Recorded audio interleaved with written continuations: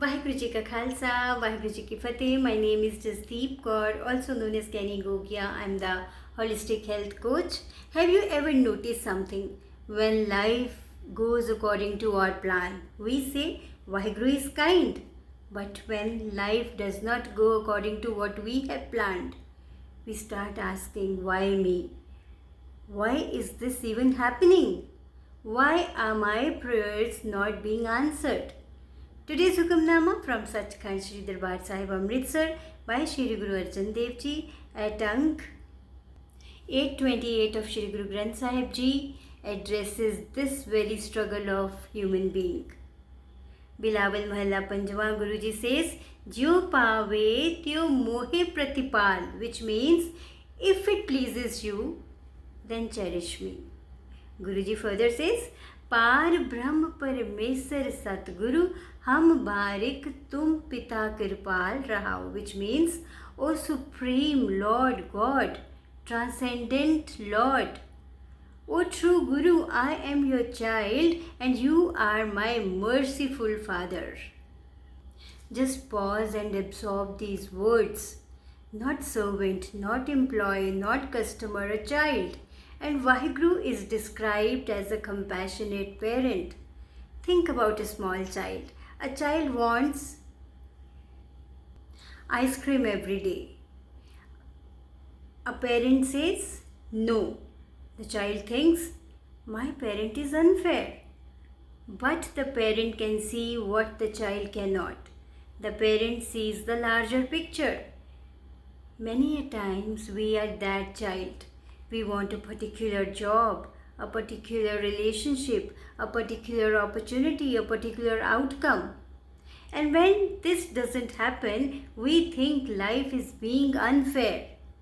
Years later, we often discover that what looked like rejection was actually protection. What looked like a delay was preparation. What looked like a loss opened the door to something better. Modern neuroscience tells us that human brain is designed primarily for survival. It constantly searches for danger. Even when everything is fine, the brain asks, what if something goes wrong? What if I fail? What if people reject me? Now this is called negativity bias. The mind keeps demanding certainty, but life can never provide complete certainty. Now Guru Sahib answered this centuries ago that neuroscience now supports. Instead of demanding certainty, cultivate trust. Now how to cultivate trust I'll answer later. But just understand that trust calms the mind. Trust reduces anxiety. Trust frees energy that was being wasted on worry. Suffering begins when we insist that reality must obey our expectations. Life says one thing, the ego says another, and the conflict creates suffering. The more tightly we hold our expectations, the more pain we experience. Wisdom begins when we stop asking, why is life not listening to me? And start asking, what is life trying to teach me? See, expectation is not bad. But then holding on to your expectation is the cause of suffering. Try to understand that acceptance is not weakness. Acceptance is clarity. Acceptance means I accept what has happened and now I will respond wisely. If it rains, acceptance does not mean standing in the rain. Acceptance means carrying an umbrella. Acceptance is intelligent. Resistance is exhaustion.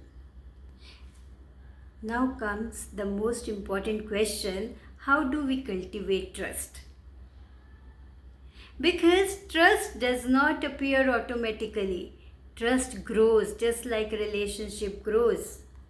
The first way to cultivate trust is to look back at your own life. Think of the problem that once kept you awake at night. The problem felt unbearable, yet somehow you survived. Think of opportunities that did not work out. Think of disappointments that later made sense. When we look back honestly, we realize something remarkable. Life has carried us through situations we thought would break us. Trust grows when we remember this. The second step to cultivate trust is to understand the difference between effort and outcome. You can control your effort, you can control your preparation, you can control your attitude, but you cannot completely control the result. Here, Guru Sahib is not teaching us passivity. Guru Sahib is teaching surrender after effort. Do your best, leave the rest.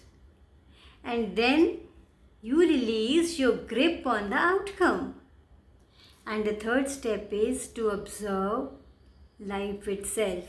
Every night you sleep. While you sleep, your heart continues beating. Your lungs continue breathing. The immune system continues working. Millions of processes continue without your control. There is already an intelligence operating within life that is far greater than our own conscious mind. Recognizing this naturally creates trust.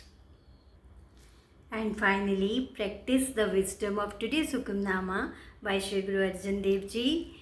Whenever you feel anxious, remind yourself, Hum Barik Tum Pita Kirpal. I am your child, you are my compassionate father. And ask yourself, if a loving parent was standing beside me right now, what would they say? Perhaps they would say, do your best, you are not alone. We will handle this. Now this is a beautiful story. A little girl was traveling on a ship during a violent storm. Passengers were terrified, but the girl remained calm. Someone asked, "Are you not afraid?" The girl smiled and said, "No, my father is the captain." The storm had not disappeared. The waves were still there. What changed was her relationship with the storm. This is the essence of today's Hukamnama. Faith does not mean there will not be storms. Faith means knowing that the captain is still present. The child doesn't need to understand every wave. The child only needs trust. So today, let's carry this thought in our hearts. Vaheguru, I will do my best. I will perform my duty sincerely. And I trust that you will sustain me according to your wisdom. So implement today's Hukamnama and then you share your experiences with me. Take care, be balanced, be happy. Tan Shri Guru Arjan Dev Ji, Sarbat Da Pala. Vaheguru Ji Ka Khalsa, Vaheguru Ji Ki Fateh.